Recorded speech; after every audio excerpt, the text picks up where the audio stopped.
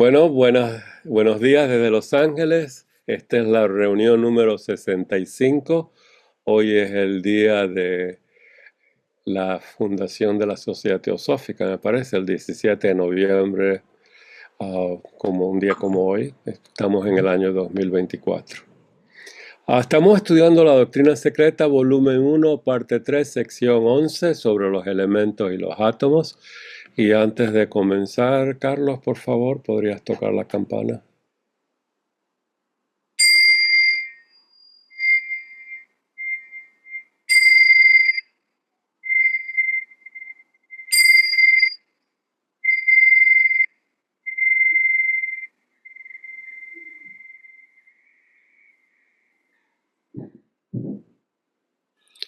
Gracias, Carlos.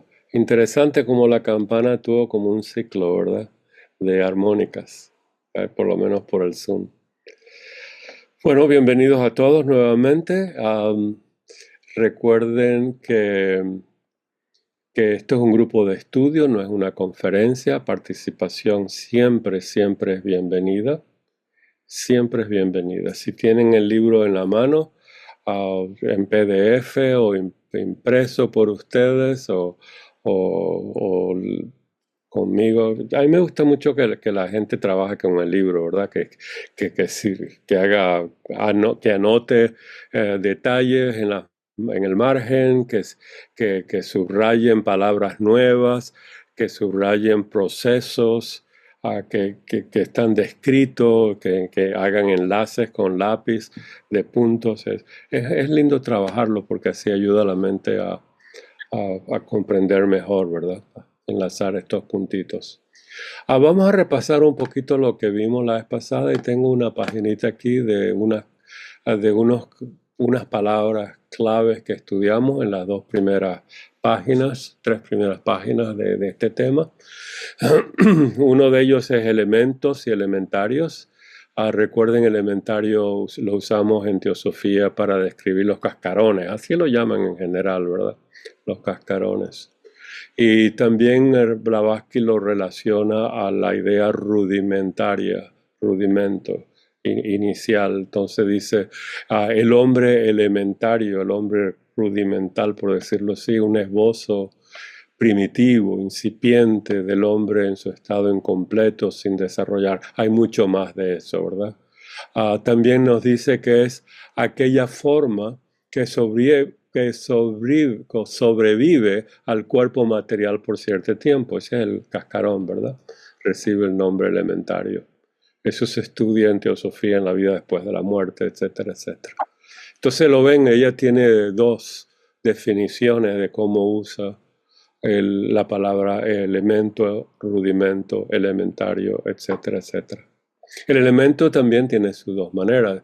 En el sentido metafísico, ellas va a significar el hombre divino incipiente, distinto del mortal de nosotros. En su uso físico, quiere decir materia en su primera condición indiferenciada, materia indiferenciada. En el estado del haya, la condición eterna, quizás el 2 no debería estar aquí, sino aquí, discúlpeme eso. Entonces, es un estado del haya, la condición eterna y normal de la sustancia, que solo se diferencia periódicamente. Recuerden, cada vez que la mente lee la palabra eterna y periódica, es lo mismo, al mismo tiempo. No se les olvide eso, porque yo todavía oigo en conferencias que veo en YouTube, etcétera, la gente hace mucha confusión, dice, esto es eterno como algo diferente de lo periódico. No, es una condición eterna, pero hay una diferenciación periódica, Manvantara, Pralaya. Es lo mismo, es la misma. No hay un absoluto sin que sea periódico. La gente habla del absoluto como algo que tiene una vida ahí, un logos con vida. Eso no existe en teosofía.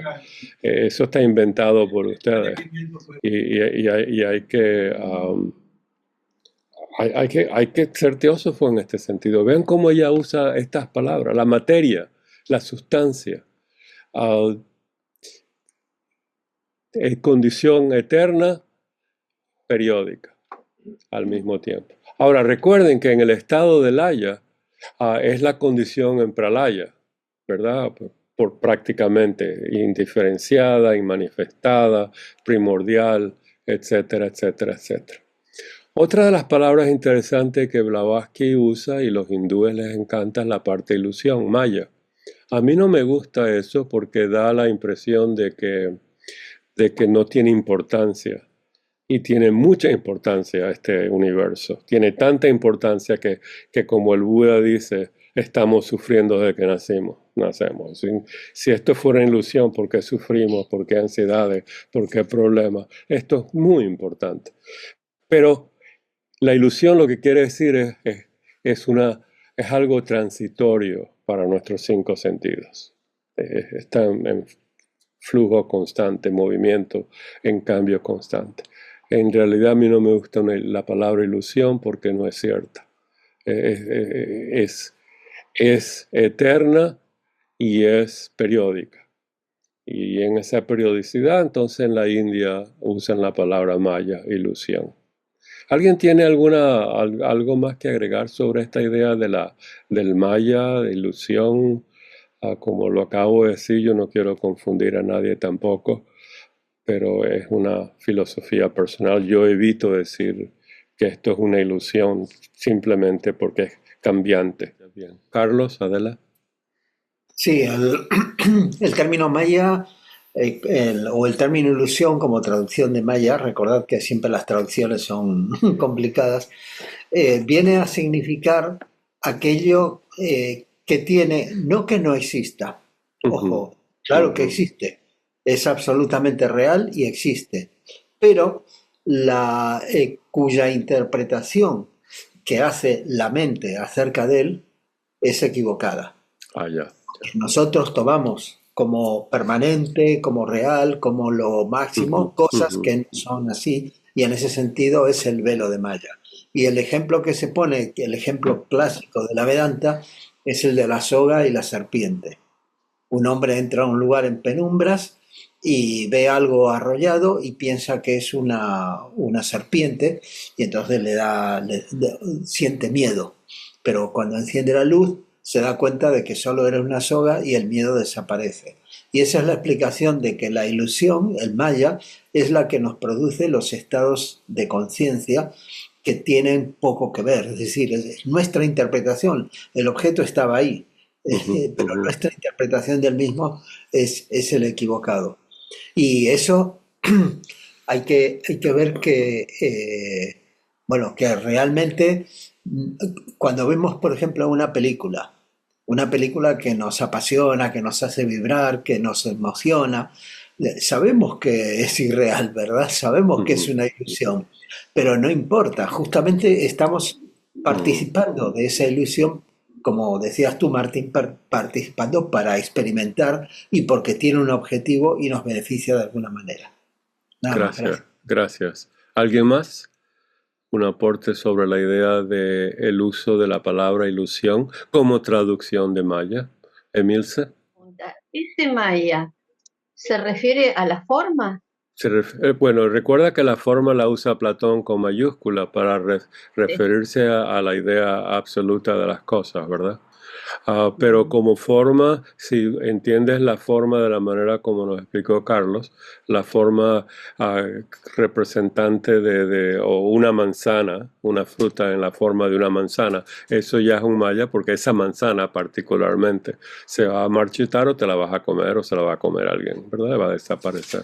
Tiene algo Gracias. transitorio. Y la mente, que es la otra parte que nos dijo Carlos, es que la mente no ve la realidad de la manzana, no ve la forma con F mayúscula, ¿verdad? De la forma platónica.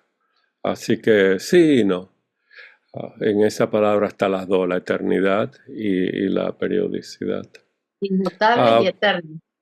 inmutable y eterna, sí. Y periódicamente manifestándose con algo que es rica cuando está madura. La manzana, ¿no? Carlos, tienes levantada la mano, no sé si tienes algo que agregar. Si No, no. no, Me no, está quedó, bien, antes se ok. bajaba sola, ahora me parece que no. Oh, fíjate, yo creo que la bajabas con la mente, pero con un par de meses sin práctica. Ok. Bueno, entonces Rodolfo, sí, por favor. Sí, gracias. Podríamos ver a Maya como todo lo que no es eterno. Es que el Porque problema es que todo es eterno. sí, hay una definición de lo que es eterno, que son los tres eternos son el espacio, según el budismo, Claro, claro. Bien. el espacio, el nirvana y la ley. Son los tres eternos. Y todo lo que no es eso Ujú. es Maya. Ok, tienes razón y no tienes razón. Eso es filosofía, ¿verdad? Yo la uso que todo lo que sea eterno es periódico y en su aspecto periódico es maya, porque es cambiante, tiene una apariencia. O sea, todo hay que explicarlo, ¿verdad? Cuando dices que lo que no es eterno, bueno, todo es eterno y periódico al mismo tiempo, porque no hay nada que esté eterno ahí no hay nada eterno. Ahora, en Pralaya ocurre una cosa fascinante teosóficamente. En Pralaya, las cosas que estuvieron manifestadas, ahora están en reposo. ¿Qué significa eso? Está en un estado de absolutez, absolutidad. Eso confunde mucho al teósofo también, al estudiante de teosofía, ya que recuerden, en el libro de la doctrina secreta en español no lo tradujeron constantemente, consistentemente, como absolutidad. En la estancia primera, en la Kiern dice que es el estado de absoluto. Y en la versión en inglés dice que es el universo, el todo uno, en su estado de absolutidad. Es algo muy diferente. Y muy, muy diferente. De ahí que si 130, 140 años meditando en la idea del absoluto como el universo cambiante, la gente nunca va a llegar a nada, ni llegó a nada, no llegó a ningún tipo de realización ni iluminación, porque el objeto de meditación está equivocado, totalmente equivocado. Entonces, ese fue un problema grave en nuestras traducciones en español. En fin, seguimos adelante. Entonces tenemos a Blavatsky habló también de átomos elementales. En sánscrito es Anu. Y, y entonces nos dice lo siguiente, y este es el tema de esta sección. El átomo elemental es un alma. Y al decir esto, Blavatsky también nos quiere decir que hay algo, que la palabra átomo se ha usado como alma. Fíjense bien esto, en la antigüedad se ha usado como alma, se ha usado como mónada, se ha usado como atma, se ha usado como mula prakriti, etcétera, etcétera. Se ha usado de cualquier modo en la antigüedad. Estamos hablando de Anu o de Tanmatra o el átomo griego, etcétera. Lo han usado por no tener otra palabra de todas las maneras posibles y eso confunde mucho. Entonces, lo que yo recomiendo es que cuando vean la palabra átomo, vean en el contexto que la están usando. Carlos, sí, por favor. Una aclaración respecto de Ajá, Anu. sí. Estamos acostumbrados quizás a haberlo mencionado como tal o nombrado como tal en la literatura de Bessel y Leadbeater, Ujú, especialmente en la química oculta, como el átomo más pequeño, primordial, que está en el plano físico. Pero Anu en la tradición Vedanta o en la tradición hinduista significa el átomo ujú, universal, ujú, y por eso es átomo, indivisible. claro, Como, exactamente como decías tú, la mónada, exacto, porque por más que se exprese en diferenciaciones, no se divide. Y esa es una cosa muy importante para entender muy el concepto importante. de átomo filosóficamente desde ese punto de vista. No tenemos que asociarlo con el concepto de átomo, partícula pequeña, Claro. más elemental, que se busca a través de la ciencia. Nada más. Gracias, gracias. Por eso es bueno contrastar y comparar, las nociones, inclusive dentro de la sociedad teosófica, y ver cómo la utilizan. Si es sustancial, no es esto, no es el ano, no es el sachness, la sustancia primordial de Platón. No es aquello del uno, el elemento uno de que todo aparece. Fíjense que el problema de comunicación a través de palabras, que cuando no hay palabras para definir cada situación. Y lo mismo átomo, el átomo científico en los últimos 300 años cambia cada ratito. La noción de átomo de Demócrito y en las ciencias, ya hemos visto en las conferencias de todos ustedes que ha cambiado hasta el día de hoy. Todavía es un misterio lo que es un átomo. Entonces, átomo elemental, nos dice Blavatsky, y estos son solo pedacitos del párrafo, ¿verdad? Para refrescar la mente. Es un jiva, es un alma, ¿verdad? Evolucionante, es un centro de vitalidad potencial. Esto está muy bonito. Centro de vitalidad potencial con inteligencia latente en sí. Y en el caso de almas compuestas, una existencia inteligente, activa. Recuerden que el problema es de vocabulario.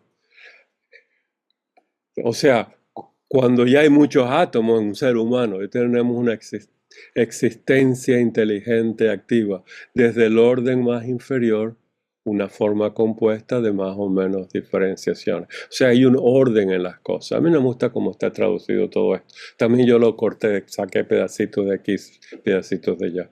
Léanlo bien, agreguen a estas ideas a lo que estudiamos de la mónada mineral, de lo que dice Blavatsky del átomo.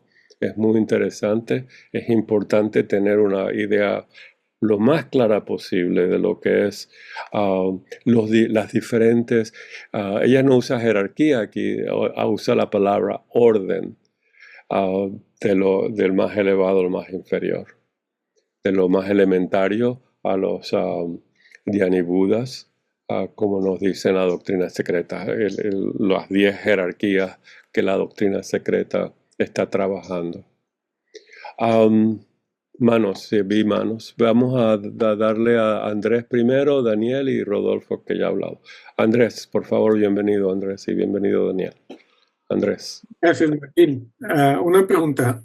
Antes, cuando han mencionado el hombre elementario, este esbozo primitivo, estaríamos hablando de Adán Camón. Y si este es el caso, cuando nos referimos también a átomo elemental, también tendría que tener un prototipo, ¿no? Claro, muy cierto, muy cierto. Ella va a explicar un poquito más adelante ya lo que se llama la línea, cómo seguir al átomo en su transición hacia abajo. Ya eso va a estar un poco más al final. Pero tienes razón, siempre está la idea, que es el arquetipo más perfecto, porque es pura luz. Y entonces es esa perfección, la idea platónica con la I capitalizada o mayúscula, esa es la que es eterna, no cambia. Pero entonces viene la manifestación y el reposo. Entonces esa idea, la idea de la manzana, se va a transformar en la idea búdica del arquetipo de la manzana, la idea mental del arquetipo de la manzana, la idea astral de la forma, el modelo de la manzana, etcétera, etcétera. ¿Lo ves? Y después tenemos una manzana. Y eso es lo que se llama la ilusión, en el sentido que nosotros vemos una manzana, algo que lo vamos a comer. Y no vemos todas sus formas arquetípicas, hasta la manzana eterna que está en Mahat. Lo ves más o menos, ¿verdad? Entonces Sí. tenemos una jerarquía de formas, por decirlo así, y eso muy platónico y muy teosófico si lo queremos estudiar de esa manera. Entonces hay un árbol de la vida en cada cosa. Son 10 sefirot. Cada cosa en el universo tiene 10 sefirot. De lo más físico al Keter. Y eso es otra manera de verlo. ¿Lo ves? O es un árbol de la vida, de las raíces en el cielo, por decirlo así. Y la fruta es la cosa que vamos a comer, ¿verdad? Algo así, pero es muy interesante, ¿verdad? Hacer esas preguntas filosóficas. Gracias, Andrés. Gracias a ti, Martín. Daniel, por favor, y después Sí, hola, Rodolfo. buenos días a todos, Buenos. o buenas noches a los que están en España. Aquí Es- es día. No, Pues buenos días. el egoísmo. Sí, sí, buenas noches. Sí. Daniel, por favor. Sí, en la sección, bueno, el capítulo que es 16, Evolución cíclica y karma, en la página 641 de la edición de Pasadena, Ujú. hay una cita muy interesante respecto a esto que estamos hablando, y dice: el átomo cósmico 1 se convierte en 7 átomos en el plano de la materia, y cada uno es transformado en un centro de energía. Ese mismo átomo se convierte en 7 rayos en el plano del espíritu, y las 7 fuerzas creadoras de la naturaleza radiando de la esencia raíz. Siguen unas el sendero de la derecha, otros el de la izquierda. Espíritu, materia, en forma de átomos, separándose hasta el fin del kalpa y, sin embargo, en estrecho abrazo, ¿no? Que los une el karma, ¿no? Y luego, no sigo leyendo, pero cita el Foat un poco como este puente que va uniendo el espíritu con la materia, como si fueran, o sea, en definitiva, yo como lo entiendo, Martín, No, está un párrafo muy muy potente, ¿no? potente, sí, sí. Sí, pues sí. Como hay los dos caminos, el del espíritu y la materia. El del espíritu se manifiesta en forma de los 7 rayos en su origen. El de la materia a partir del átomo cósmico, los 7 átomos, digamos, elementales, ¿no? Y bueno, esos luego se van multiplicando, incluso en la tabla periódica, como también hay allí en la doctrina secreta hacia el final. De la doctrina secreta, que sale la tabla periódica con los 7 grupos, o sea, esos 7 por 7 por 7, ¿no? Y Foat Claro, como claro. ese pegamento entre evolución del espíritu o involución hacia abajo, ¿no? En paralelo con la materia, que también va multiplicándose, ¿no? Gracias. Muy buen párrafo. Déjame anotarlo aquí. 641. 641, en evolución 641 cíclica y mi karma, libro. un poquito más adelante de donde tú estás ahora. Sí, sacando las pero citas. da una buena idea a Sí. 641. Gracias. Sí. 641. Por supuesto, yo me lo sabía de memoria, pero bueno. No, No lo dudaba. No. Rodolfo, por favor. Gracias, Martín. He visto que se usa indistintamente el término jiva y jivatma para definir al átomo. ¿Existe alguna diferencia entre ambos? Es un centro de vitalidad potencial. Entonces, está eternamente peregrino, llega al nirvana, el Jivamukta, y el arquetipo del Jivamukta es el arquetipo del ser humano, que es eterno. O sea, ahí está todo. Es el problema del vocabulario de explicación y filosofía. Ahí está todo, ¿ves? El Jiva es la vida, en cierta manera, en el aspecto más abstracto, es vida pura. Nota que en la doctrina secreta, Blavatsky no usa la palabra prana mucho, porque usa la palabra Jiva. No hay necesidad, si usas la palabra Jiva, de usar la palabra prana. Está incluida en la palabra Jiva, está incluida en otras cosas tácticamente. Nota eso, que el principio pránico no está trabajado en la doctrina secreta como principio pránico. Entonces, el soplo de vida, el Jiva, y en las instrucciones esotéricas nos dice que el prana en realidad no es un principio, si lo quiere ver, porque participa en todo. Se necesita energía en todo, ¿verdad? Se necesita jiva, aliento en todo. Así que sí, por eso siempre es el contexto que se está usando. Entonces nosotros en nuestros estudios vemos la explicación, hacemos un circulito en la palabra, jiva, etc., y vemos qué quiere decir.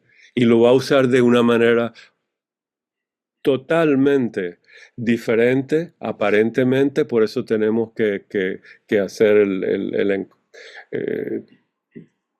nuestra tarea, hacer el todo con las partes, ¿lo ves?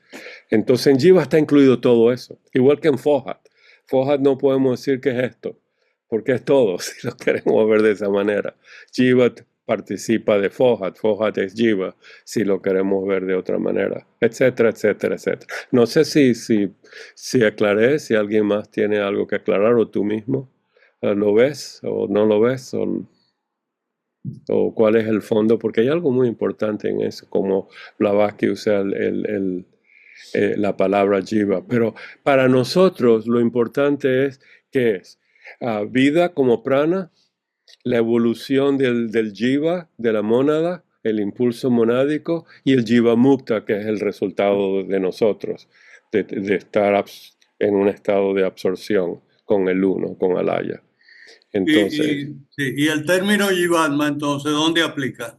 es la mónada, es el Atma ahora en movimiento, con el impulso de Jiva, ¿verdad? Si tienes la Atma por sí mismo, no es nada, porque es el todo. De ahí que los budistas te van a decir, no hay Atma, porque no existe Atma. Atma y para Brahman no es nada, es el sunyata, es la nada, pero la nada es el todo si lo quieres ver de otra manera. Entonces, si dices Atma en sí mismo, Blavatsky dice, eso es un rayo de para Brahman, eso no es nada. Necesitamos el Buddhi, que es ya la parte substancial de la mónada, y que es la gota del océano de Alaya. Y el Atma es el rayito de Parabrahman, del absoluto, pero eso no son palabras para describir un misterio. Entonces, cuando le pones Jiva al Atma, ya lo estás calificando un movimiento. Ya estás diciendo que hay un impulso, que ya está en su evolución, y ese es el comienzo del vislumbre de lo que es la mónada. Hay que tener cuidado que el átomo también se usa como mónada en muchos de los escritos. Y eso da otra vista a cómo se usa la idea del átomo y la idea de la mónada. Recuerda que a nuestra mente le gusta decir esto es cierto, esto no es cierto, y bota lo que no es cierto y quedan lagunas. Entonces llena la laguna con lo que quiere. Hay que tener mucho cuidado con eso. Lo que hay que ver es el contexto, porque no tenemos palabras para otro. Fíjate, recuerda lo que hizo Blavatsky en la primera página del proemio. El universo eterno lo llamó cosmos con K mayúscula, para diferenciarlo. Después se le olvidó eso. Y dijo el universo eterno, la eternidad del universo, etcétera, etcétera. Pero el problema es vocabulario, ¿verdad? Entonces el contexto no lo dice. Cosmos con K es el universo eterno, de la segunda proposición fundamental de la doctrina secreta. ¿Por qué? La primera ilustración es la eternidad del cosmos, ¿verdad?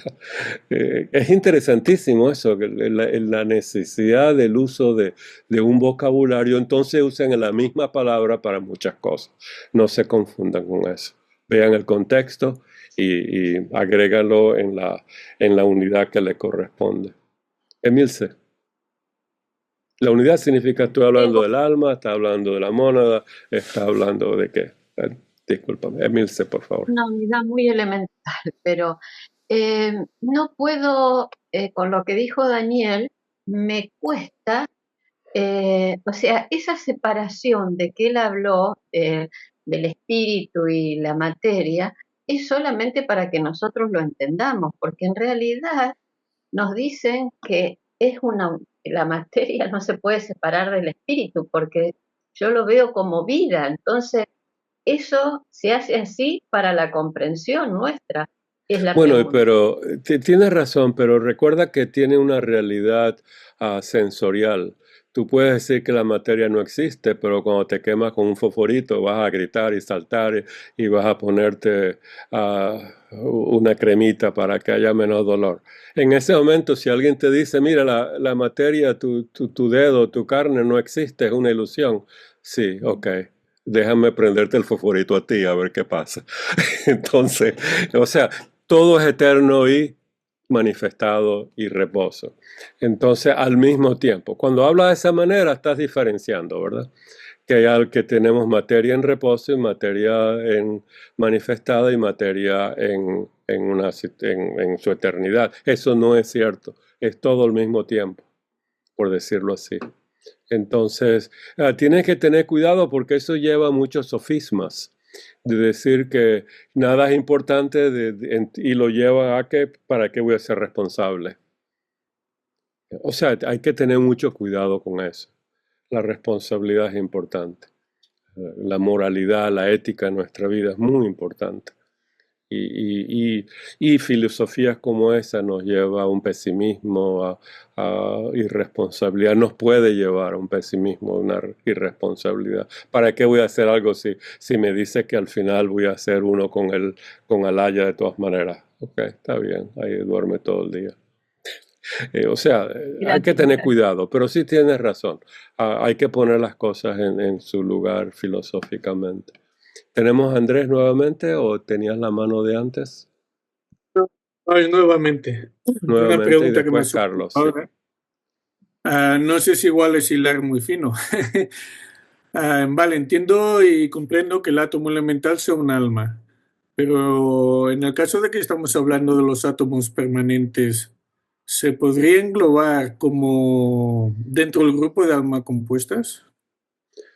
Ok, entonces de ahí que Blavatsky usa la S y no la S, en singular y en plural, ¿verdad? Entonces, cuando hablas de compuestos, estamos hablando de la pluralidad y de la multiplicidad en la manifestación. Cuando estamos hablando en una manera singular, tenemos que ver, nos está refiriendo a su forma cósmica y manifestada, o manifestada ya como un átomo, el elemento 1 ahora que es inmanifestado, pero va a ser la raíz de los primeros 7, o lo estamos hablando en Pralaya, donde está inmanifestado, pero está en un estado de reposo, de absolutidad, que se asemeja a lo absoluto. O sea, todo esto tiene que estar presente al mismo tiempo en tu mente, Andrés, cuando hables de esa manera. Y eso es lo complicado filosóficamente. Entonces, el átomo es una abstracción y al mismo tiempo es una realidad, como mónada, como alma, y el átomo de la ciencia moderna, ¿verdad? Que también es una abstracción, no sabemos el límite material de ella y no vemos la parte del movimiento espiritual que tiene, el impulso espiritual que tiene. Todo eso es cierto, por eso que tenemos que reunir las partes para hacer el todo poco a poco. Recuerda, como ser humano nunca vamos a tener todas las partes, nunca, porque no tenemos la capacidad, manas, todavía no tiene la capacidad iluminante de estar iluminada 100%. Y eso hay que trabajarlo mucho.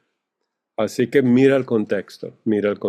Todo lo que dijiste es cierto, pero míralo en contexto, de que es eterno y periódico. Y que con la palabra átomo se denomina muchísimo, desde el átomo elemento 1 como Anu, o el átomo científico de que todos los elementos están formados de átomos, o los átomos ya compuestos, nosotros lo llamamos moléculas, que también tienen vida, y células también tienen vida, y etcétera, etcétera, etcétera. La bacteria está viva. El virus está vivo con muy poco DNA, etcétera, etcétera. Es interesantísimo el misterio de la vida. Y de ahí viene la palabra jiva asociada con esto, o impulso monádico. Es muy interesante, muy, muy interesante. De ahí que espero que ustedes hagan más conferencias sobre eso y traigan estudios personales sobre este tema. Carlos, veo que tienes la mano levantada. Gracias, Andrés, gracias. Sí. Gracias a ti. Sí, gracias. En relación con el párrafo que citó Daniel y la pregunta de Milce, me gustaría recordar cómo yo veo espíritu y materia como los dos, el anverso y el reverso de una moneda, de una misma moneda. Pero que no puede haber uno sin el otro, no puede haber una moneda de una sola cara. Siempre tiene que haber dos caras. Entonces, según veamos por una cara, vemos la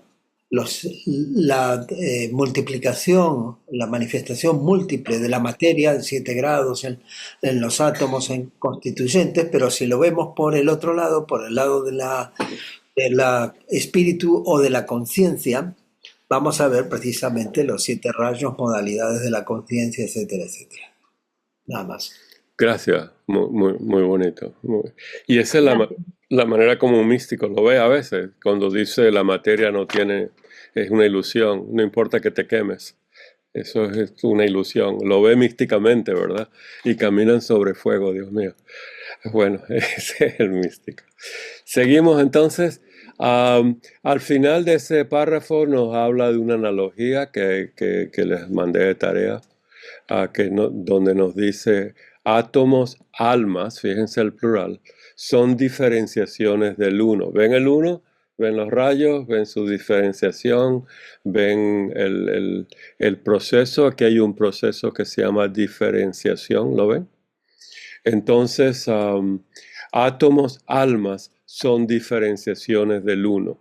Y están, aquí viene la analogía, en la misma relación con ellos como lo está el alma divina o Buddhi con su espíritu animador inseparable, Atma. Entonces este es un cuadrito, ¿eh? Perfecto. ¿Eh? El alma está en relación con los átomos, almas, de la misma manera de que Atma está en relación con el Buddhi, se me olvidó poner la palabra Buddhi, no, está perfecto, con el alma divina. Y hay un proceso de diferenciación muy interesante. De ahí que hablan de los rayos de Atma, lo ven como este uno es el Atma, ¿verdad? Recuerden que en México estudiamos que en el caso del Avatara, esta analogía continúa diciendo que el uno, el Atma, la mónada, corresponden un Avatara al Bija, al Bija con J, V-I-J-A, que se llama Adibuddha. Y esto lo vamos a ver más adelante en este tema. Entonces, en el Avatara es un ser tan universal que el Adibuddha es su ego encarnante. Es muy interesante, ¿verdad? Pertenece a esto. Pero yo creo que ya lo han estudiado también ustedes, ¿verdad? El misterio de los avataras, del Buda, la jerarquía de la compasión. Me parece que eso lo tuvieron en España, en una de las... No sé si en este verano, en el pasado o en el anterior, la jerarquía de la compasión. Eso comienza con Adibuddha, que es esto, precisamente esto, ¿verdad? Eso fue en la escuela de verano del año pasado. El año pasado. Así que bueno, todos son expertos en eso. Daniel, sí, por favor. Daniel, ¿tienes la mano levantada, Gambús? Es por error, lo siento. Bueno, es que parece que el Zoom no está actualizando, el Zoom tuyo, o bueno, y pasará igual con todos, pero que cuando se baja la mano automáticamente, pues yo la veo que estaba baja, pero tú me decías que la tenía levantada. Y sí, no... yo la vi levantada. Voy a poner aquí no actualiza bien, no actualiza bien esto, es problema. Voy a ponerme una notita de ver si este es el ¿cómo se dice? El actualizado, el último, update. la última versión, sí. Update. Entonces, bueno, ya que me... Gracias. Entonces podríamos decir, Martín, que vamos a ver, está la realidad absoluta, ¿no? Y a nivel abstracto, bueno, una premanifestación, digamos, el triángulo ese de la seidad, el espacio abstracto absoluto por un lado, el movimiento abstracto absoluto por el otro, y a partir de ahí, lo que es el espacio abstracto absoluto, pues bajando digamos, ¿cómo se llama? En downstream, para abajo en la evolución del precósmica, ¿no? El mula prakriti, o sea, la sustancia precósmica, akasha, la sustancia cósmica, y luego los 7 planos de materia, y ahí estos átomos alma se materializan más y más a medida que van bajando por los 7 planos de materia, ¿no? Y en paralelo, lo que es el movimiento abstracto absoluto, pues esta ideación precósmica, ¿no? El logos no manifestado, la ideación cósmica, o sea, el logos manifestado, y a partir de ahí para abajo en cascada las fuerzas y conciencia individual y los rayos los 7 rayos, ¿no? Del origen del universo. Sí. Por el lado espiritual. Está podríamos bien decir, dicho. o sea, son como dos caminos, como decía antes, ¿no? En la cita, como dos caminos que van en paralelo y van bajando para abajo, ¿no? Uno en forma de átomos, el otro en forma de Pero rayos. la paralelidad tiene la unión, ¿verdad? De Fohat. De Fohat, exacto, Las que dos Fohat es caras el de la pegamento, moneda. exacto, es Las el dos pegamento. en el caso de ustedes del euro, hay dos caras, ¿verdad? Entonces, sin olvidar que no son separadas, son juntas por Fohat, ¿verdad? Ajá, ajá. Sí, es cierto. De ahí que Blavatsky, como comenzaste, ella nos los dice, sí, en la primera proposición fundamental, pero al final, cuando ella después en unas páginas siguientes habla de esto, lo recapitula de una manera separada. Entonces ella nos dice que ese estado del universo en su estado de absoluto, de lo absoluto, se puede concebir ahora como duración, espacio y movimiento, abstracto y eterno, ¿verdad? Por decirlo así. Pero también de otra manera, y tú lo mostraste como descendiendo de esto, pero de otra manera, ella lo dice que se puede ver como para Brahman y Mula Prakriti. Lo que se llama el universo en su estado de lo absoluto, eterno. Si lo ves bien, es para Brahman y Mula Prakriti. Entonces, se va de la primera proposición fundamental, donde nos dice que es movimiento y espacio y duración. Y entonces nos lo explica más simplemente que esos tres se pueden ver ahora como espíritu y materia en la forma manifestada, o para Brahman en Mula Prakriti. El problema para Brahman es el problema del vocabulario. Cuando ella lo usa como absolutez, absolutidad, o como lo absoluto. Y lo usa de las dos maneras. Y ella a veces se corrige. No, quise decir eso. Quise decir, no es para Brahman no puede ser lo absoluto. Entonces, a veces dice, para Brahman es lo absoluto. Entonces hay que ver el contexto. ¿Lo ves? La realidad absoluta sería un término alternativo. Sí, en ese término tienes la parte periódica. Porque la doctrina secreta nunca dice algo que es eterno sin decir que es periódico. Aquí tienes otro ejemplo, ¿verdad? Él dice que es la condición eterna y normal de la sustancia diferenciada periódicamente. Ella siempre lo va a usar así. Así que, ¿cuál es el absoluto? Es el todo uno en su estado eterno, en su forma eterna. Es el universo. No hay un ser absoluto. Él no necesita. Lo que hacen mucha gente es decir para Brahman, ese es un dios hindú, chévere. Hay que rezarle y me necesita. Eso es una barbaridad teosófica, ¿verdad? Pero bueno, hay que entender.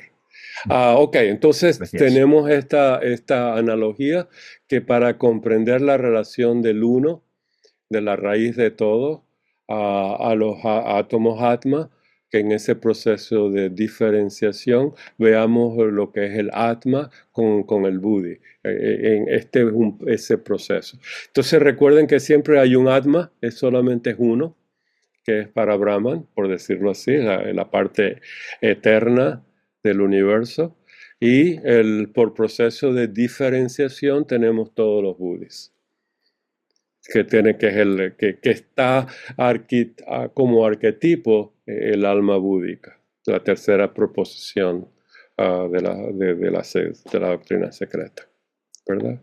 La obligación eterna, peregrina, del alma uno, etcétera, etcétera. Y eso ya es el alma ahí. Bueno, vean bien la parte del vocabulario, subrayen las ideas. Y la siguiente párrafo no lo vamos a estudiar porque es un ejemplo y hay muchos ejemplos que nos va a dar ella. Léanlo y estudienlo por su lado, si no, nunca vamos a terminar esto, pero y lo estudiamos y ni se van a recordar en la próxima hora de esta parte bíblica. Lo importante aquí es que los átomos y almas eran sinónimos en el lenguaje de los iniciados. Esto significa los teósofos. ¿Recuerdan? Entonces, esto es ahí tenemos que ver, wow, usaron la palabra átomos como almas. Eso es interesante. Entonces, nos habla del paso del alma a átomo a través de esto. Está haciendo citas, ¿verdad?, de libros como de Mackenzie. No sé si lo tienen en su referencia los que hablan en inglés. No creo que esté en español. Pero es una buena referencia, ella lo usa bastante.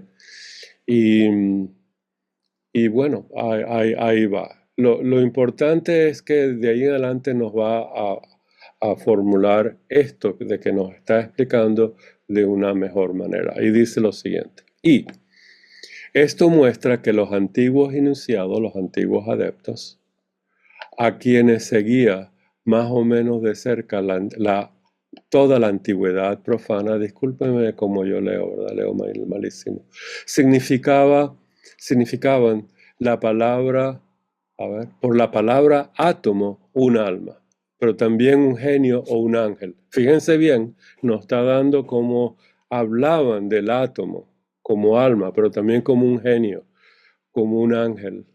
Genios también pueden ser los elementales o dianibudas. El primogénito de la causa, lo primero que salió de esta causa, por siempre oculta de todas las causas. Ese es el uno, el inmaterial, inmanifestada, es el primer logo, etcétera, etcétera. Y en este sentido, sus enseñanzas se hacen comprensibles. Esta es la clave, nos está dando una clave, ¿verdad? Cuando lean la palabra genio, ángel, primogénito, átomo o alma. Átomo en el sentido del uno, el elemento uno, o en el sentido científico también, el elemento primordial, el anu, etc. Sigo leyendo. Ellos sostenían, como lo hacen... antes de seguir, ¿pueden leer la pantalla? ¿Está suficientemente grande? Gracias. Ellos sostenían, como lo hacen sus sucesores, la existencia de dioses y genios, ángeles o demonios, no fuera ni independiente del plano universal, del plano del universo, ¿verdad?, sino dentro del mismo. Solamente en este plano, durante sus ciclos de vida, es infinito. Ese es el alaya, ¿verdad?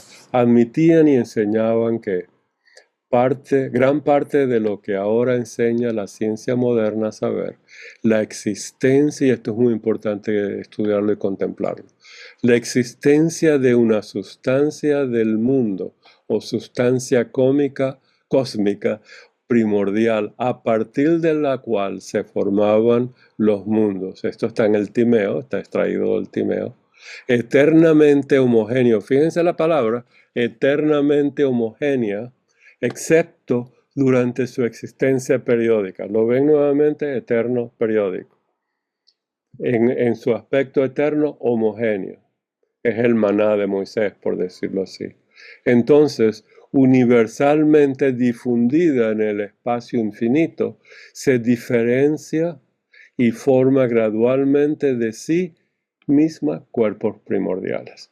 Esto es lo que decían los antiguos y se parece mucho a lo que dicen los modernos.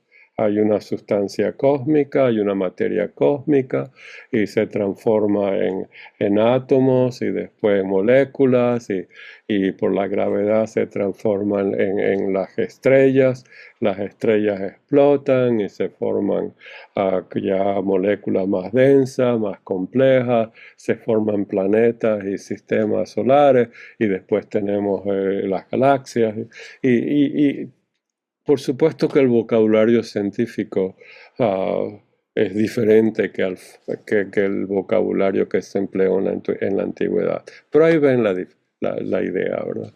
Enseñaban la revolución de los cielos, la rotación de la Tierra, el sistema heliocéntrico y los vórtices atómicos, siendo los átomos en realidad almas e inteligencias. Eso está también bien explicado en el artículo que estudiamos, la mónada mineral, donde habla de un átomo, un atma, una mónada. Está muy lindo ese artículo. Pero Pero estos atomistas eran panteístas espirituales más trascendentales y filósofos.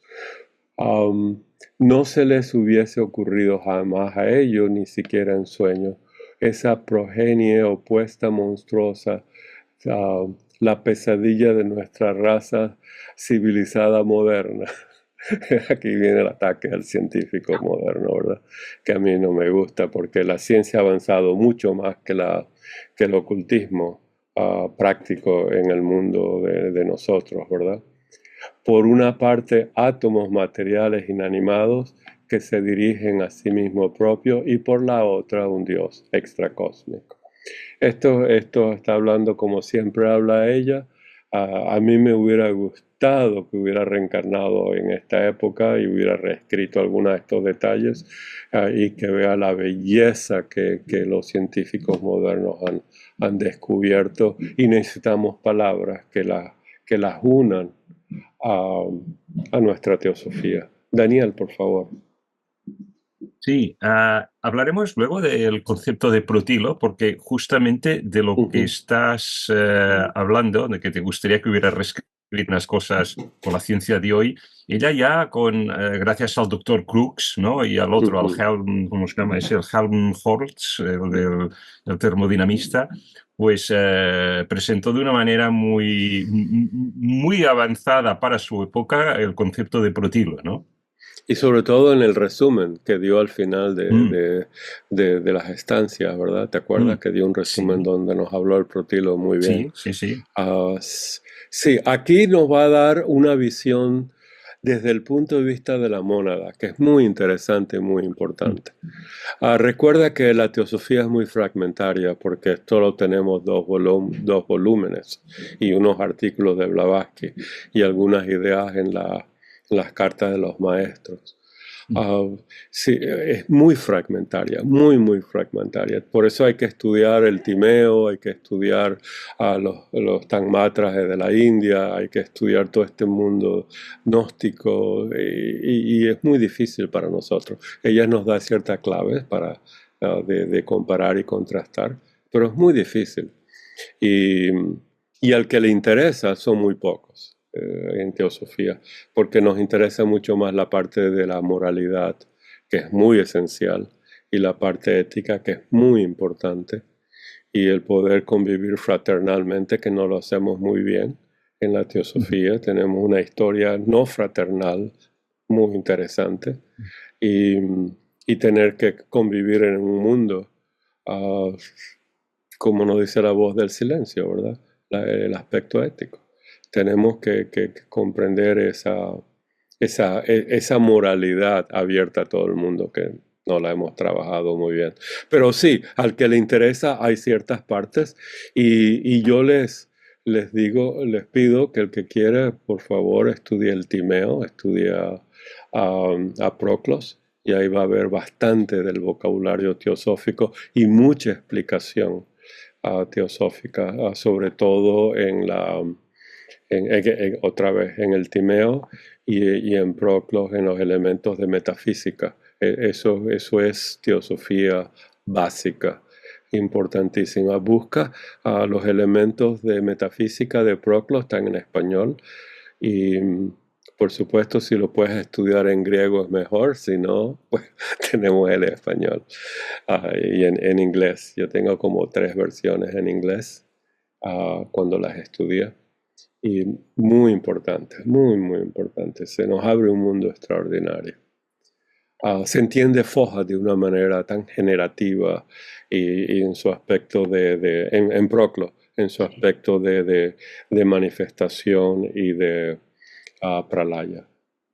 Bueno, seguimos. Entonces sí, si puedes hacer algún día un trabajo sobre eso, te apreciamos mucho, y podemos, hasta el Levachan te lo puedes ganar. Tienes mucho que trabajar para eso, no creas. Puede ser útil mostrar lo que era la mónada. Este es el nuevo tema que nos va a hablar. ¿Cuál es su origen de las enseñanzas en los antiguos? Recuerden cómo trabaja Platón. Cuando tengan una idea que la quieren trabajar, busquen los nombres, todos los nombres que se les da. Busquen de dónde viene, sus descripciones, sus procesos, sus relaciones, etcétera, etcétera, y van poco a poco trabajándola para hacer un todo. Entonces ella nos va a dar aquí ahora esa visión de la mónada. La ciencia exacta moderna sí que comenzó a salir de su edad primera, percibió el gran axioma. Y coleccionen axiomas, es muy lindo, tengan su libro de axiomas. Hasta entonces esotérico para ellos, de que ninguna cosa, sea del reino espiritual, psíquico, físico del ser, puede venir a la existencia de la nada. Este es el gran axioma, nada viene de la nada. Ahora, ¿cómo hablan de los budistas? Todo es nada. Eso es muy interesante, que usen el término nada, sunyata, para decir que el atma no existe, no es nada. Lo que llaman Brahman es nada. Fíjense qué interesante la tortilla como la volteó el Buda. Nos rompió toda la idea de que es algo, que para Brahman es algo, que atma es algo, no es substancial. Y eso es lo que nos dice Blavatsky que quiso decir el Buda. No es substancial. La mónada es substancial porque tiene su vehículo, buddhi. ¿Lo ven? Entonces, la sustancia de la mónada es buddhi. Esa es la parte que lo va a hacer periódico y va a traer al siguiente principio manas. Y manas va a traer al cuaternario. Entonces, esos son procesos metafísicos, pero cuando el budista dice sunyata o nada, en teosofía lo vemos como es solo espíritu, que en sí mismo no tiene ninguna validez, porque no hay un atma ahí como atma. ¿Lo ven? Nosotros no hablamos con un atma. Nosotros no somos atma, somos mónadas. El atma no existe en sí mismo, eso es una barbaridad, no es nada. Es como decir el Parabrahman, voy a tomarme un café, un chocolate caliente con Parabrahman. Eso no existe. O sea, no es algo, no es un objeto. Entonces, cuando hablen algo de que sea eterno, al mismo tiempo tiene que estar la idea incluida de que es periódico, para no caer en la trampa mental. Entonces, ¿cuál es el gran axioma? Nada viene de la nada. ¿Lo ven? Nada viene de la nada. Entonces, ¿qué es el átomo uno? ¿Qué es el primer logo inmanifestado? No es nada si lo vemos eternamente, pero está el todo cuando lo vemos periódicamente. Y vuelve a aparecer como nada en su estado de pralaya. Aparece como nada. Absolutidad. ¿Lo ven? Entonces ahí está. No hay causa en el universo manifestado que no tenga sus efectos adecuados. O sea, cada vez que vean algo, bueno, ¿cuál es es un efecto de algo? Si lo ven con la mente, si lo ven con el buddhi, es un efecto, tiene que tener una causa. También ustedes, filosóficamente, todo lo que vean es un efecto de algo. Todo lo que intuyen es un efecto de algo. ¿Cuál es la causa? Vayan al origen de todo esto. Emilce, por favor. Es una pregunta, porque todo tiene su mónada, por eso está diciendo usted eso. Porque Todo tiene su mónada. No podemos considerar nunca la materia sola. Exactamente. Todo tiene su mónada. ¿Cómo vemos la mónada? Atma Buddhi en el ser humano, Atma Buddhi Manas. Entonces, cuando uno dice Buddhi, es un efecto de ¿qué? De que hay un atma eternamente periódica, o periódica eternamente. Entonces necesita su vehículo y se necesita su mentalidad, porque el principio manásico es el que le dice en qué orden de la jerarquía está, a qué orden pertenece. Si no, las mónadas están, ¿y a dónde voy? ¿Dónde está el que me va a decir a dónde voy? ¿Te imaginas miles de trillones de millones de mónadas saliendo del estado de absorción, no sabiendo a dónde van? y tiene que buscar al gerente de la fábrica del universo. ¿Y a dónde vamos? Mira, a ver, estoy un poco confundido porque este va para allá, pero yo no creo que yo debo ir allá. Eso no existe.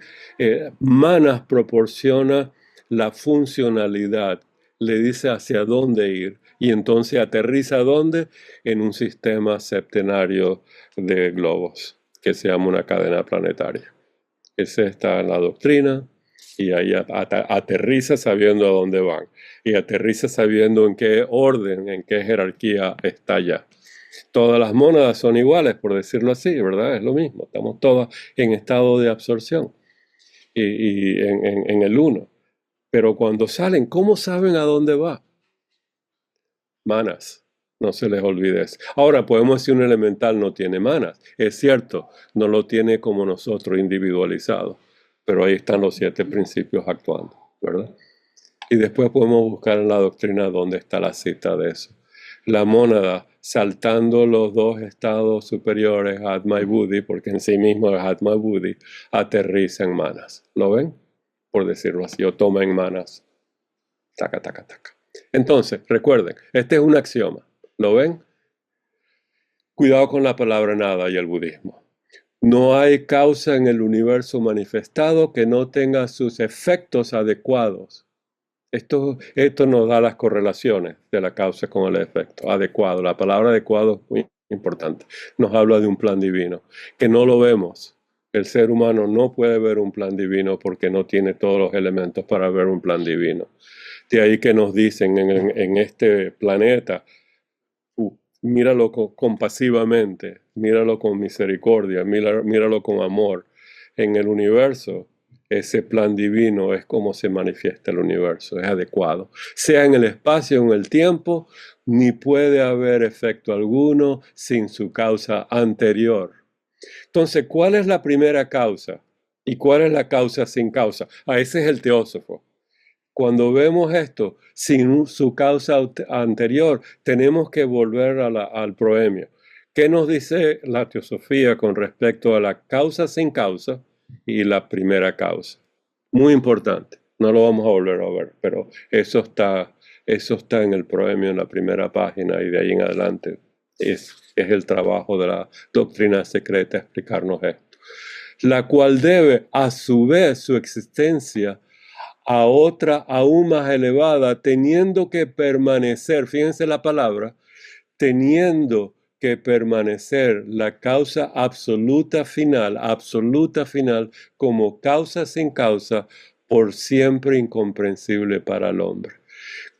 ¿Cómo nos lo dice Proclo? Bueno, Proclo nos dice que cuando llegamos al 1, del 3 al 2 al 1, recuerden que cada número es una mónada, y la mónada 3 quiere ser 4, generar el 4, quiere establecer lo que es el 3, que es su función, quiere recordándose del 2, quiere volver hacia atrás. ¿Ven cómo Foja trabaja con esas 3 fuerzas?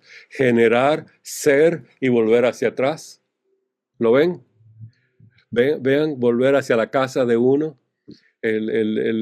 Entonces cuando el 3 quiere ser 2 pero va a producir el 4 y quiere ser 3, es decir, yo soy 3. Cuando es el 2 quiere llegar al 1, eso es ahora hacia el pralaya, ¿verdad? Cuando es el 1, ¿qué hace? Causa sin causa, la oscuridad. Eso se llama, el 1 está en estado de absolutidad, está en su estado de absolutidad en lo absoluto, por decirlo así, en la oscuridad. Y entonces el 1 no tiene dónde ir, pero tiene que haber una causa absoluta final, que es una causa sin causa. Esa es la oscuridad del círculo, que es una abstracción. Muy bonito, muy bello la filosofía. Pero ni esto siquiera es una solución. La mente esto no lo puede entender tampoco.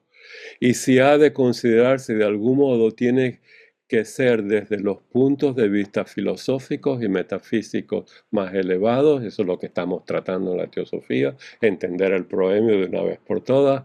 No siendo así, es mejor no tocar el problema. Si esto es muy difícil para alguien, por favor, dedíquense a la moralidad. Dedíquense al camino de perfeccionarse éticamente por las virtudes hacia una moralidad. No se preocupen por esto. Van a llegar al nirvana de todas maneras. Recuerden eso. Y lo que necesitamos es una civilización armónica, decente, ética, donde nuestros principios morales sean, etcétera, etcétera, etcétera. Pero esto es bien complicado. La primera página del proemio. ¡Wow! Entonces nos dice, y la voz del silencio nos dice que no te preocupes tampoco, tienes vidas futuras. Es una abstracción, en cuya, vamos a ponerla así en amarillito, a cuya orilla la razón humana tiembla y amenaza con desvanecer, por más adecuada que se halle las utilidades metafísicas. Muy difícil, muy difícil. Cuando Arjuna vio esta abstracción, wow, tembló, ¿verdad? Cuando los profetas vieron esta abstracción, que se les abrió el cielo, todos temblaron y cayeron al piso. Muy linda como está descrito en la Biblia. Esto puede demostrarse a cualquier europeo que ni siquiera esforzarse en resolver problemas. Taca, taca, taca, taca. Bueno, ella nos manda ahora a estudiar el Vivekachudamani. ¿Lo han estudiado? Levanten la mano. Los que están en oscuro, sabemos que sí. Lean y estudien a Sankaracharya, el Vivekachudamani. Es una de sus Prakaranagranthas, es uno de sus trabajos preliminares para poder estudiar la idea del alma y el atma. Espíritu es atma. El alma es Ananda Maya Kosha, etcétera, etcétera. Martínez, en la Logia España estudiamos Vivekachudamani. Y yo me acuerdo que también lo estudiamos cuando yo estaba en la Logia España. Muchas gracias. Estudienlos muy lindo o léanlo por su lado. Como siempre, subrayen las palabras importantes, subrayen los procesos, relaciones, enlacen. Es un libro muy importante. Aquí nos manda ello. ¿Por qué digo esto? Y se dará cuenta el lector de lo que decimos. Marlon, por favor, sí.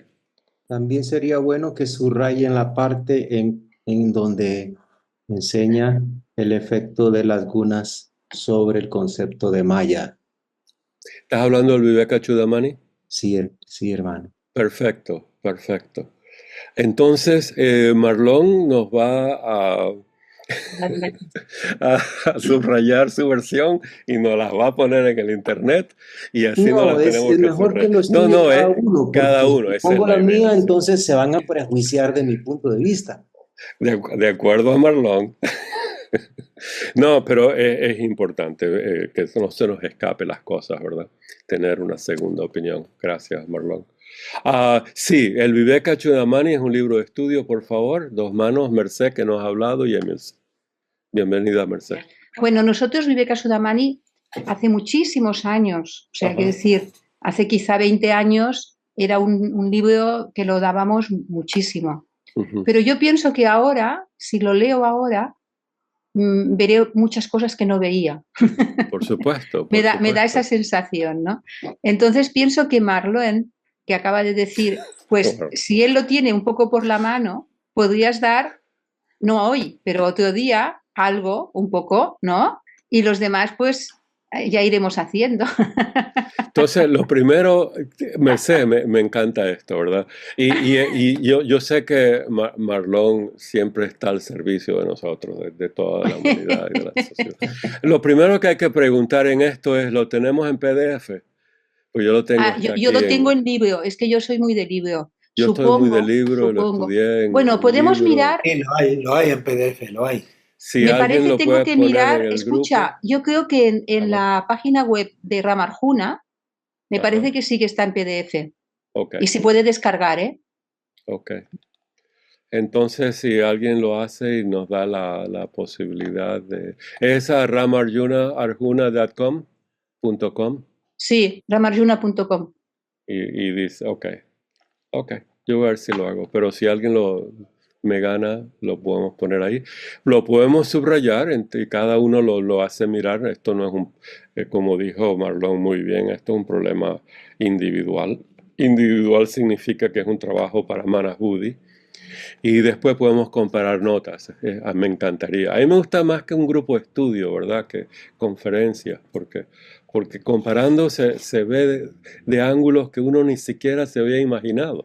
Sí, Marlon, por favor. Hay una traducción que hizo, Mohini. Sí. Sí, esa es la que usa Blavatsky, la de Mohini. Y la cosa es que pero esa está en inglés, ¿verdad? Yo he ¿verdad? visto, Ajá. hay diferencias importantes en cuanto al vocabulario y en cuanto a la interpretación de los conceptos.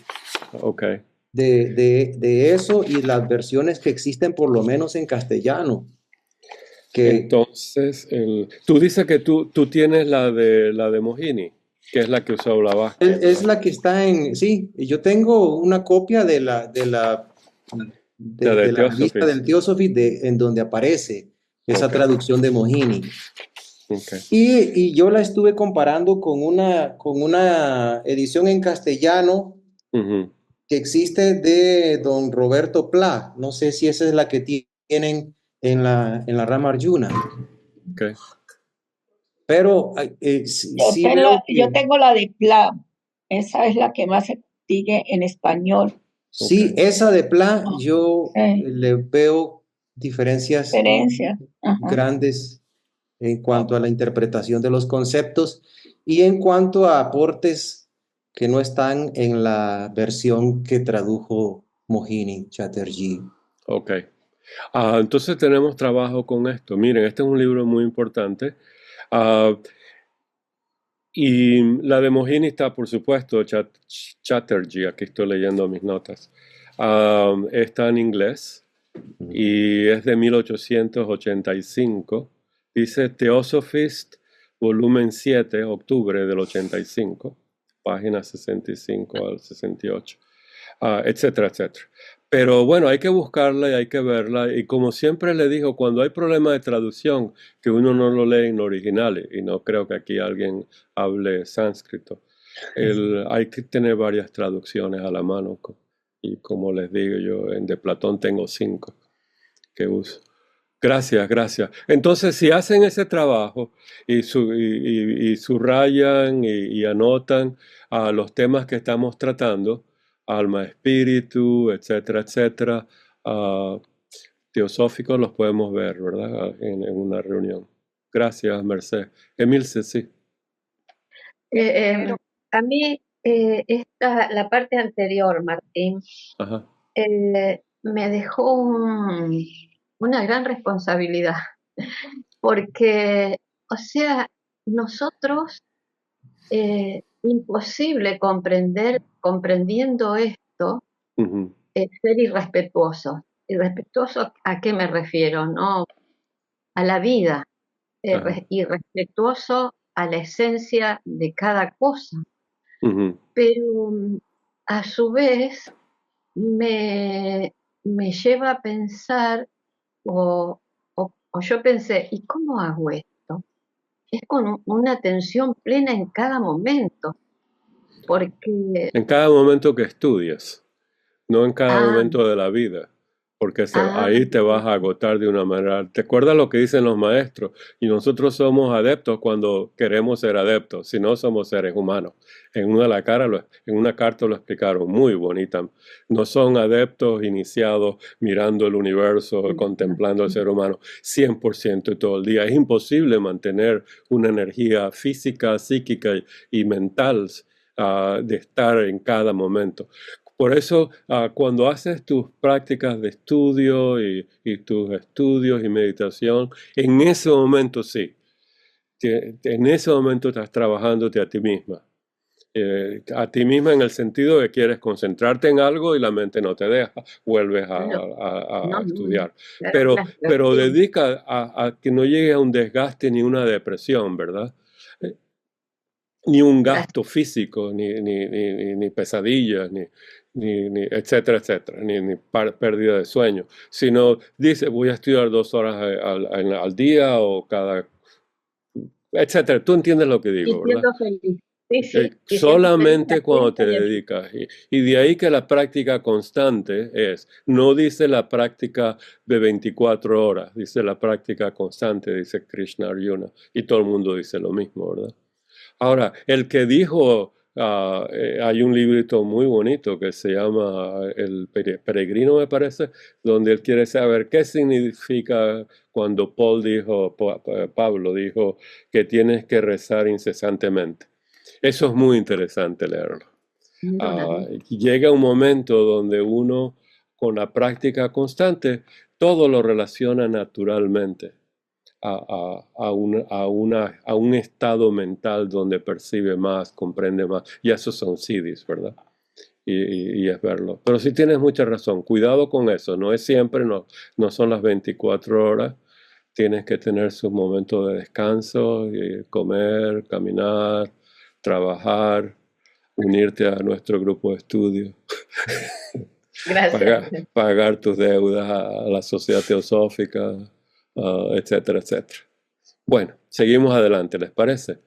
Entonces, dice lo siguiente: mientras a los cristianos se les enseña que el alma humana es un soplo de Dios, creada por Él para la existencia sempiterna, teniendo un principio pero no fin, y por lo tanto no pudiendo llamársela eterna, mire bien la parte eterna y periódica, la enseñanza oculta o teosófica dice lo siguiente: nada es creado, está concluyendo, sino solo transformado. No puede manifestarse nada en este universo, desde un globo hasta un vago y fugaz pensamiento, que no estuviera ya en el universo, astralmente, psíquicamente, etcétera, etcétera. Todo en el plano subjetivo es un eterno es. Esto es una palabra muy linda, eterno es. Así como todas las cosas en el plano objetivo están siempre viniendo a ser, porque todas son transitorias. Esta es la parte mayábica, ¿verdad? Que hemos visto. Todas las cosas son transitorias. Recuerden, cuando quieren controlar al universo, a su vida, al karma, se van a dar cuenta que siempre le va a faltar un detallito. Siempre hay algo que cambia. Y eso es el karma, esa es la vida en sí. Cambios existen y no podemos controlar 100%, porque no tenemos todas las variaciones, no sabemos todo, no tenemos todos los detalles, el abecedario del karma. Así que aquí nos está dando una enseñanza oculta muy bella y entonces pasa al nuevo tema, que es la mónada. Vamos a comenzar un poquito y hasta aquí lo dejamos, lo que es la mónada. Lo que les quiero decir es que el trabajo que ella... aquí está de la joya cumbre o suprema, le decimos nosotros, ¿verdad? La joya suprema de la sabiduría, Mohini, el Vivekachudamani, aquí está aquí. Lo que les quiero decir también, y aquí lo tengo para hoy, por si acaso llegaba a ello, pero búsquenlo los que saben inglés. Budismo en el Tíbet, de Emil Schlagin-Tweit, de los Mahatmas y Blavatsky, y esto lo he dicho varias veces, sacaron casi todas las enseñanzas esotéricas que nos dieron del budismo de este libro. Ahí van a ver la parte cruda, la parte básica, y ellos la pulieron, los maestros y Blavatsky. Todo lo que vean de los avataras, de los Dhyani-Buddhas, de la Adi-Buddha, de todo este vocabulario fue extraído de este libro. Y es importante estudiarlo para el que pueda, para que vea la materia prima y cómo lo trabajaron. Hay mucho, mucho más en este libro de lo que ellos extrajeron, porque solo pueden extraer algunos detallitos. Y es bonito y interesante e importante estudiar esto. Está en inglés, no creo que va a estar en español. Yo voy a ver si lo subo en el chat, yo lo tengo en PDF, y esta es la primera página. Y lo van a ver bastante en la doctrina secreta y en otros escritos en la doctrina, en la voz del silencio, toda la parte de los trikayas, de Nirmanakaya, Sambhogakaya, Dharmakaya, todo esto está sacado de Schlagenweit. Si no pueden pronunciar Schlagenweit, Emilio es suficiente, el primer nombre. Lo podemos trabajar como Emil. En 358, de 1863. 1863 escribió este libro y de ahí está sacado muchísimo del aspecto esotérico budista y el vocabulario y las ideas en el Mahatma Letter y en Blavatsky. Bueno, vamos a ver el primer párrafo de esto y lo dejamos hasta aquí. Vemos si tienen comentarios o preguntas. Y entonces nos dice, aquí comienza el tema de lo que Blavatsky quiere decir. Recuerden, nos llevó del átomo y de los elementos a que son almas y ahora mónada. ¿Qué significa esto para nosotros? La importancia del estudio teosófico es saber nuestro self, nuestro yo superior. Eso se llama el autodescubrimiento. Este autodescubrimiento no es que yo me voy a descubrir en mí la verdadera realidad de mi yo superior y su relación con el cosmos, que es a través de Alaya. Ese es nuestro trabajo, y aquí viene ese trabajo. Nos los va a dar de una versión budista y con sus con sus touches de otras religiones, pero más que todo budista sánscrito. Comienza diciendo, la mónada, según la definió el señor Good, y todos sabemos quién es el señor Good, ¿verdad? A ver, ¿dónde está este señor Good en mis notas? Por aquí. Aquí está. Se llama John Good, escribió un libro que se llama The Book of Nature, el libro de la naturaleza, en 1828, donde él cita a Leibniz y a Pitágoras. Y ahí viene como hay tanto que estudiar en teosofía, no lo busquen, yo no lo busqué tampoco, porque hay tanto que estudiar, ¿verdad? Y no tenemos las 24 horas. Pero bueno, este fue un libro que él sacó lo que dijo Leibniz en Pitágoras, que ellos hablaron de la mónada. Es una cosa verdaderamente indivisible. Indivisible. ¿Y qué es indivisible? Que no puede dividirse. ¿Y qué llamamos nosotros a la mónada? Seguimos adelante. Bien que no le diera el sentido que le damos nosotros ahora. ¿Por qué?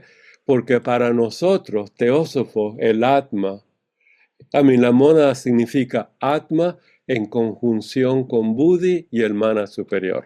¿Lo ven? Cuando yo dije Atma, Buddhi, Manas, no es cierto, es Mana superior. Porque cuando uno dice Manas, está hablando del principio manásico en sí. Cuando está hablando de la mónada, tiene ahora que diferenciar del principio en sí mismo de manas, de su aspecto superior o inferior. ¿Lo ven? El 3 quiere ser 3 manas y a la vez quiere ser 4 kamamanas y quiere ser manas buddhi, manas iluminado por el Moody, quiere ser 2-1. ¿Lo ven? Entonces, todo es triple en ese sentido platónico.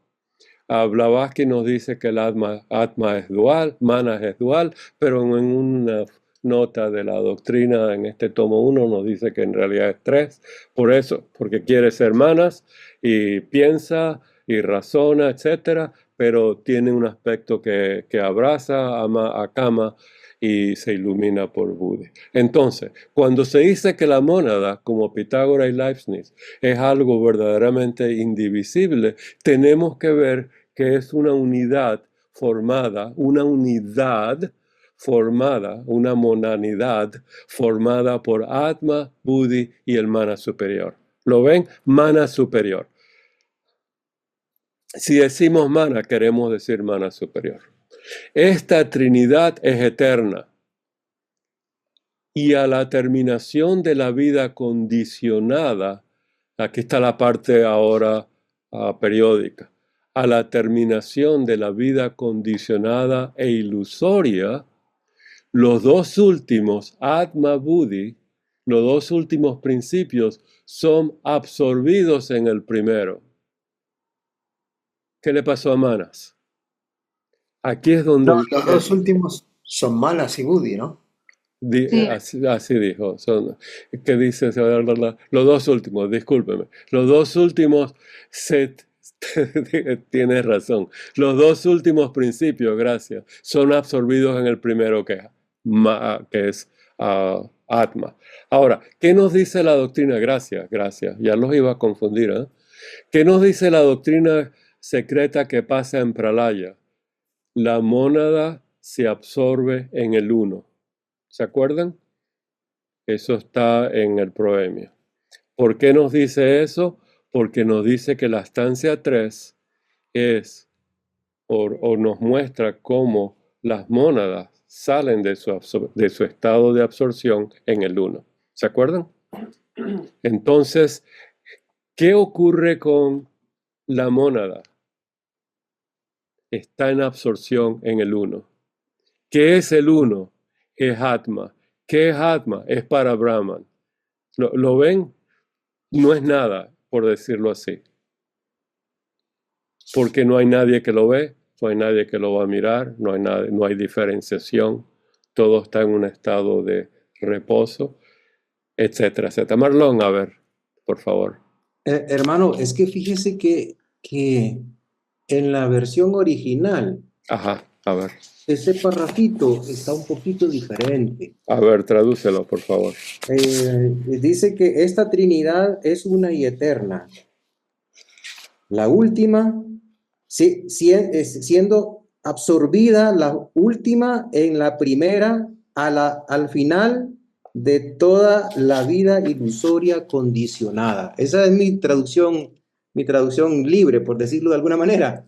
Pero lo que está diciendo es que no se está refiriendo a Buddhi y a Manas, sino que solamente a Manas. Bueno, la parte eterna es... a ver. Recuerda que la segunda proposición fundamental nos explica que la eternidad de la mónada. O sea, nos dice que la mónada es eterna en la segunda proposición. Si quieres la podemos buscar. Eso está en la página 11, 12. Ahí está la primera, la segunda. Ok. Está en la página 16. La eternidad del universo, en todo, periódicamente, ¿verdad? Después, punto. La eternidad del peregrino es como un parpadeo de luz. El peregrino que es nuestra mónada, los dos en el uno. Entonces es la eternidad del peregrino. ¿Por qué el peregrino es eterno? La mónada no tiene un comienzo, no tiene un final. Pero ¿cuál es el aspecto eterno de la mónada? Es Atma, porque es la parte substancial de la mónada, Buddhi, es su vehículo. Entonces hay que incluir todo esto. Tienes razón en lo que dices, pero hay que incluir todas las ideas en la mónada que se nos presenta y de alguna manera comprender que en el ser humano es eterno y periódico, nuestra eternidad en el ser humano es Atma. Pero hay una mónada que es eterna y periódica en nosotros. ¿Qué es la parte eterna? Atma. ¿Cuál es su parte periódica? Es búdica, por decirlo así. Pero en su totalidad es un peregrino eterno que cae en Manvantara, cae en Pralaya, etc. Lo ves más o menos como yo lo veo. Hermano, como tú lo ves, también lo ves. Lo único que yo me interesa es señalar el hecho de que en esa versión original que usted tiene dice, los dos últimos principios son absorbidos en el primero. Y en la versión original dice el último principio, el último, the later. No se refiere a los dos últimos. Ok, déjame verlo aquí en mi libro. Entonces dice, esta Trinidad es una y eterna. La última, ¿cuál es the latter? Manas. Manas, the higher manas. Being absorbing the former, a determination of the condition of illusory. Okay. Entonces, the latter and the former. Ella puso dos cosas, ¿verdad? Latter and former. El former es Atma, ¿cierto? The latter es Buddhi Atma, es Buddhi Manas, porque está hablando de dos. Así se puede ver. Esto es gramaticalmente posible, ¿verdad? Hay una Trinidad, que es una y eterna. La última es absorbida la última es absorbida en la primera, al final de la condición, del acondicionamiento ilusorio de la vida, o sea, el Manvantara. Entonces hay una posibilidad de que esté bien escrita, ¿verdad? Hay una posibilidad. Porque en realidad la Trinidad tiene tres elementos, pero ella habló de dos solamente, de latter and the former. Entonces, ¿y qué pasó con el Buddhi? Entonces yo lo que estoy pensando es que toda la parte substancial, ahora que estoy pensándolo nuevamente, toda la parte substancial que no es Atma, entonces en el uno está en un estado de absorción con él. Algo así, ¿verdad? Algo así. A mí me parece que, bueno, hay que considerar que Buddhi es el vehículo de Atma. Y entonces en esa Trinidad estamos pensando que Atma y Buddhi son inseparables. Cierto, pero Buddhi es substancial. Y no podemos decir que algo de sustancia sea eterno. Si me permitís, the ladder en inglés puede ser singular o plural, ¿no? Es una ambigüedad. Ambigüedad, sí. Oh, gracias. Sí, gracias. Pues puede ser una ambigüedad porque se puede referir a the ladder, o sea, el último, en tal caso sería mana superior, o los últimos, o sea, los dos últimos, Buddhi y mana superior. Gracias. Fíjate, Marlon, que en la clave de la teosofía, cuando Blavatsky habla de los principios y se queja de Platón que usó nous, como si estuviera hablando de Atma, ella le dice, esto no es cierto porque lo usó como sustancia y sustancia es Buddhi. No puedes hablar, Platón, le está hablando a Platón. Y búscalo en la clave de la teosofía. Es muy interesante esa parte también, porque nos está diciendo que en esta sunyata no puede haber sustancia, no puede haber un vehículo. Así que es interesante. Ahora, es posible, como tú dices, que en el pralaya, el mana superior se absorbe en el buddhi, se absorbe en la mónada, y todo eso entra en absorción en el uno, porque tenemos que unir lo que estudiamos en la doctrina, ¿verdad? Y todo eso está representado como el uno, nirvana es el uno, por decirlo así. Entonces, danos tu opinión final de qué significa esto. Marlon, para terminar. Yo lo que veo es que Atma y Buddhi actúan de una manera conjunta. Ok. Y ellos absorben de alguna manera al mana superior. Ok, está bien. Y eso es al final del Manvantara, para entrar. Pierden su condición ilusoria. Bueno, que es el Manvantara, ¿verdad? Las modificaciones. Eso ya lo habíamos hablado. Ok. Sin embargo, recuerda aquí dice, significa Atma en conjunción con dos cosas, Buddhi y Manas. No está diciendo Atma Buddhi con esto, sino más bien con Buddhi y el. Pero bueno, es gramática. Yo creo que si usamos la idea de la mónada, me parece que lo que dice está muy bien, porque al final del caso lo que tenemos es un estudio de la mónada que estamos haciendo. A eso es lo que me refiero, hermano. Sí.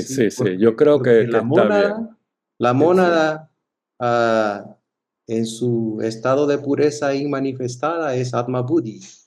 Es Atma Buddhi, sí. Cuando ya está, cuando ya está activa, ya está humanizada y el mana está individualizado, por decirlo así, entonces ella está expresando aquí el Atma Buddhi con mana superior como un ser humano ya, ¿verdad? No estamos hablando de la mónada mineral o de la mónada de un elemental. ¿Te parece? Estamos hablando ya una mónada trinitaria, no como dúada en la segunda proposición fundamental. Vamos a tomarlo así, que al final de la vida condicionada e ilusoria,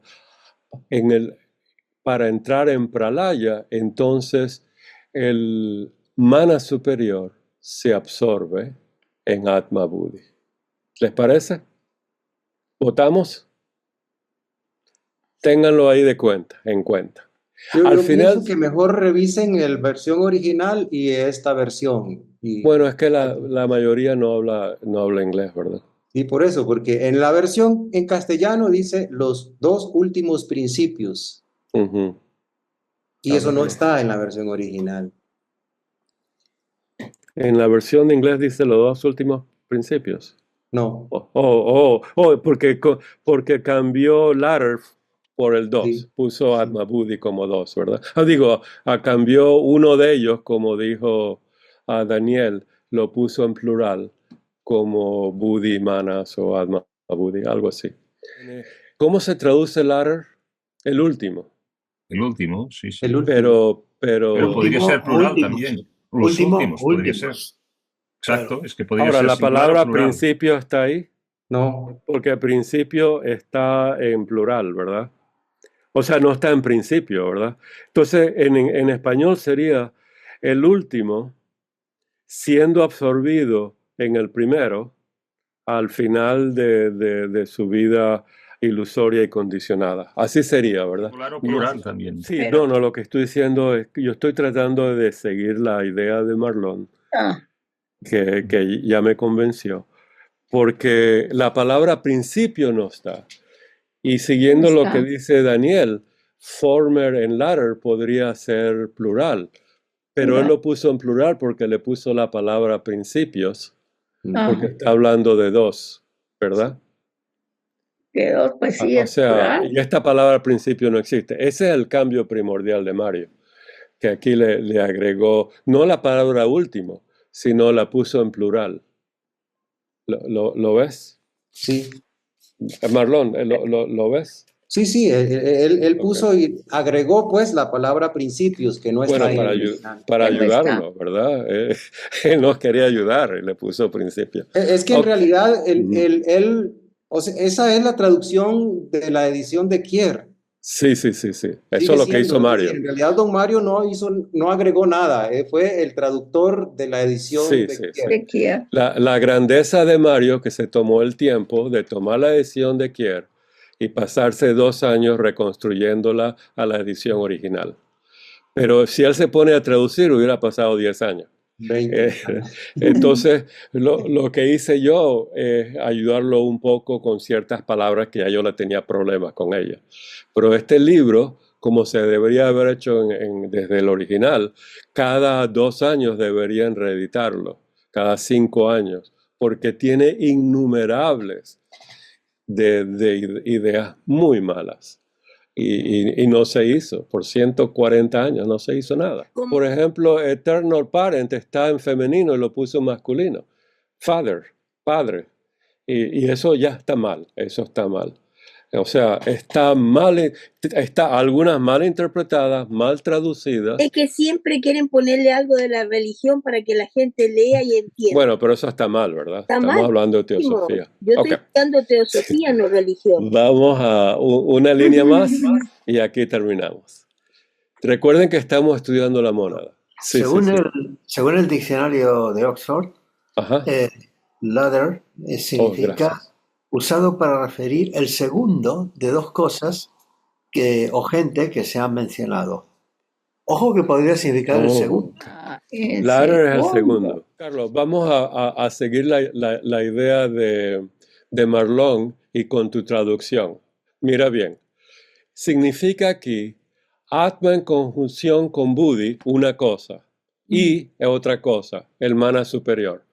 Vamos a hacer, porque sabemos que es una trinidad, ¿verdad? Esta trinidad, esa palabra está en el original, ya lo vi. Es una y eterna. Pero después habló de dos cosas, latter and former. Entonces, si ponemos que latter es Atma en conjunción con Buddhi, así me parece que lo vio Marlon y yo no lo vi así. Y nos habla del segundo término. ¿Te parece, Marlon? El segundo término, mana superior. ¿Cómo lo ves con latter and former? Esa es nuestra traducción final. Está bien.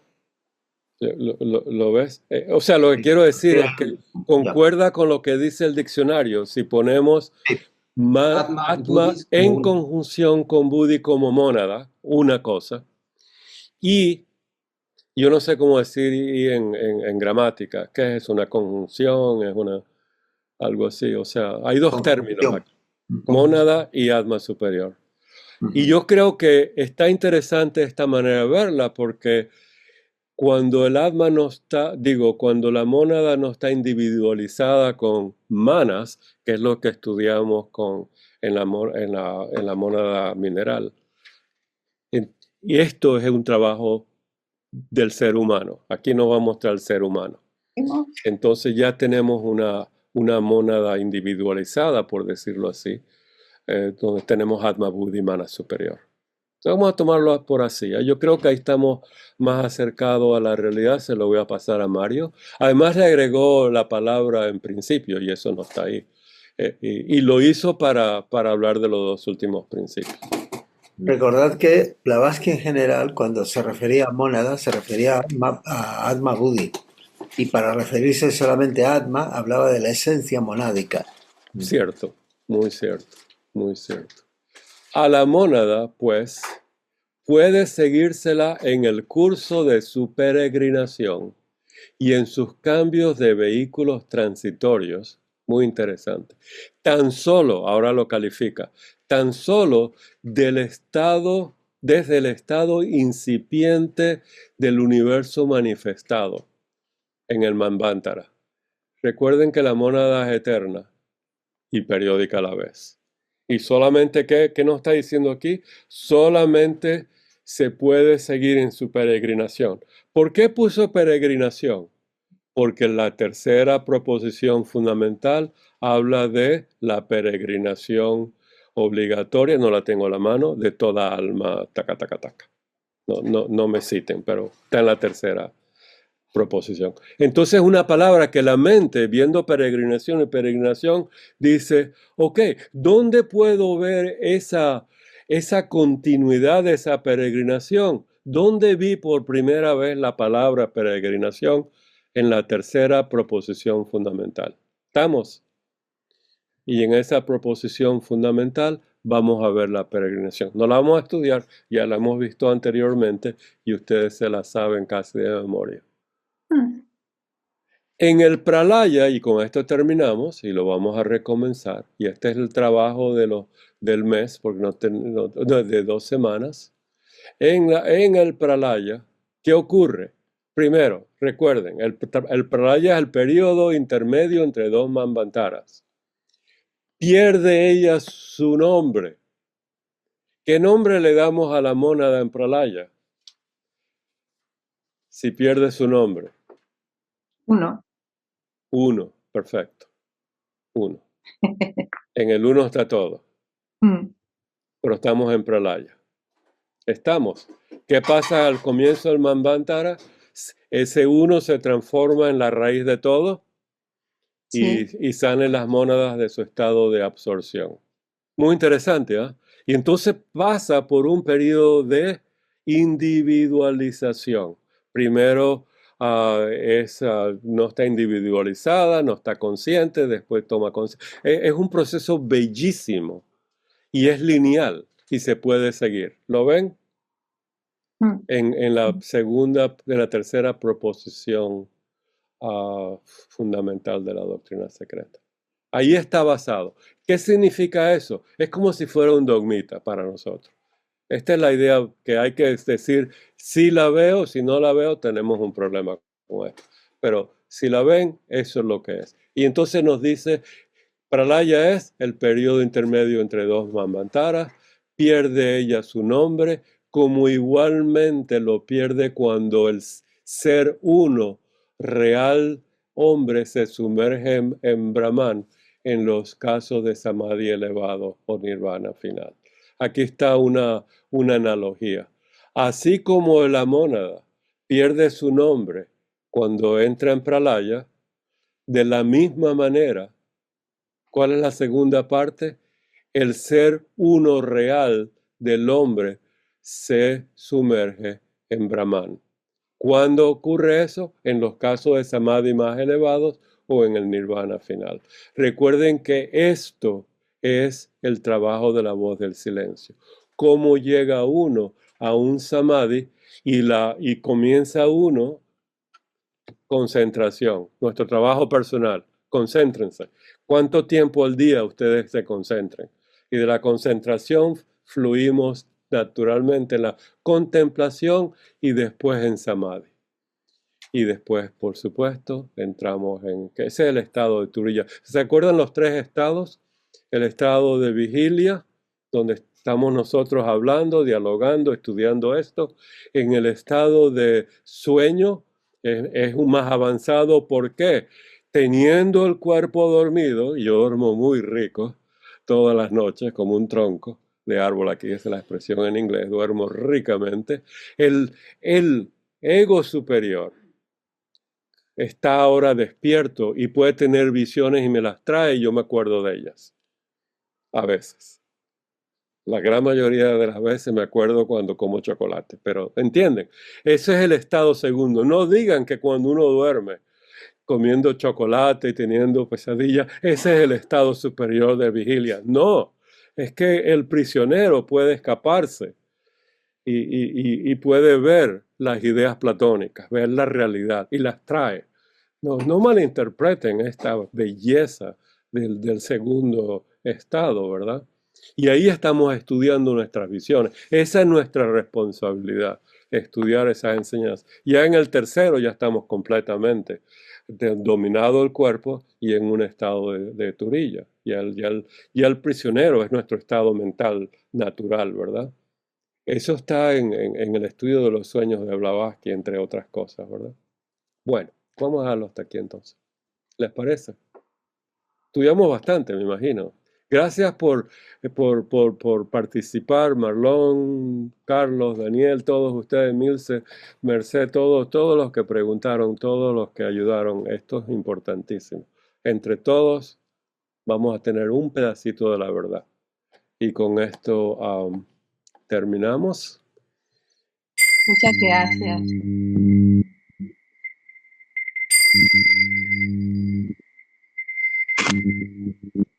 Muchas gracias a todos.